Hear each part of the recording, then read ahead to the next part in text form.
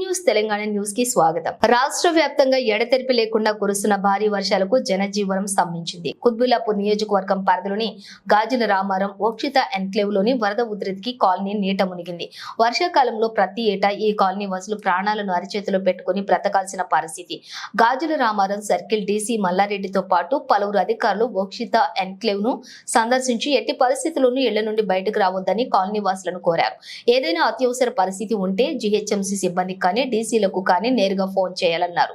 Colony పైనుండి వచ్చే వరద నీరు కాలనీ ఏరియాల్లో నిలవకుండా తక్షణ మార్గాల ద్వారా వరదను మళ్లించాలని అధికారులను ఆదేశించారు.